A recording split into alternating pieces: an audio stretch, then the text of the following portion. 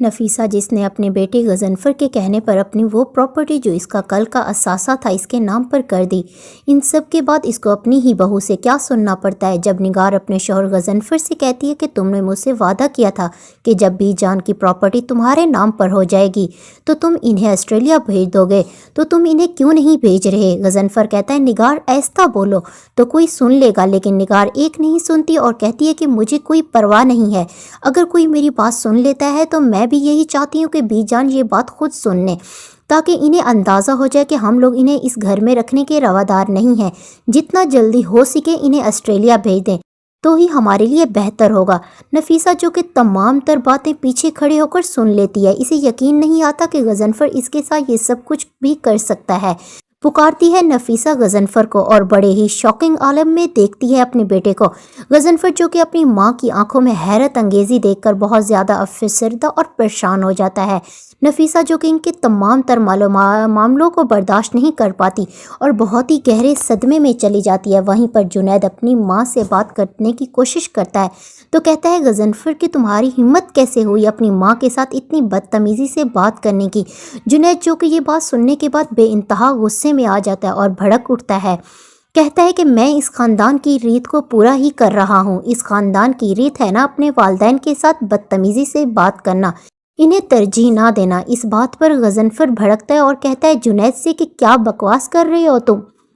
یہ ہمارے خاندان کی ریت نہیں ہے۔ وہیں پر جنید بھڑکتا ہے اور کہتا ہے کہ اگر ہمارے خاندان کی ریت یہ نہیں ہے تو آپ لوگ دادی کے ساتھ اس طرح سے کس طرح سے بات کر سکتے ہیں؟ تو آپ لوگ مجھ سے بھی یہی سب کچھ سنیں گے، میں ابھی بھی آپ لوگوں کے ساتھ وہی رویہ اختیار کروں گا جو آپ لوگ دادی کے ساتھ رویہ اختیار کریں گے۔ وہیں پر دوسری طرف تانیہ جو کہ زاویار کو یہ غلطی گنوانے کی کوشش کر رہی ہوتی ہے کہ اس نے دورے نیاب کے ساتھ شادی کر کے بہت بڑی غلطی کی ہے، یہاں تک کہ اس نے تانیہ کے پرپوزل ٹھکرا کر بہت بڑی غلطی کی۔ کہتی ہے تانیہ زاویار سے اگر تم نے مجھے اپنا لیا ہوتا تو آج یوں 4 زندگیاں برباد نہ ہو رہی ہوتی۔ زاویار تانیہ سے کہتا ہے جو ہونا تھا وہ ہو چکا ہے، لیکن زاویار کہیں نہ کہیں دورے نیاب سے شادی کے بعد بے انتہا پچھتا رہا ہے۔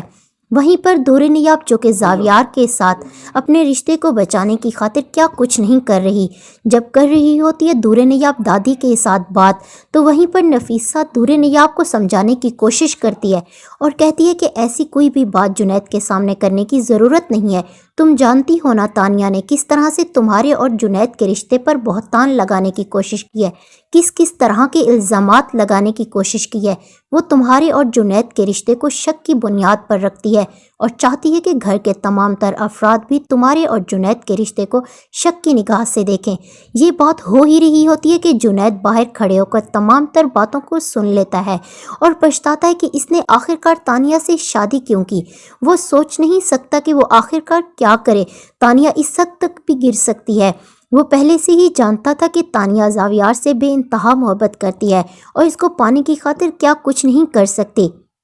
لیکن اتنا گر سکتی ہے ایسا اس نے کبھی سوچا بھی نہیں تھا۔ تو کیا کرے گا جنید؟ کس طرح سے تانیہ کو اس کے مقصد تک سر انجام دینے سے روکے گا؟ کیا ہوگا آگے مزید جاننے کے لیے دیکھتے رہیں ڈرامہ سیریل دل نادان۔ تب تک کے لیے دوستو اللہ حافظ۔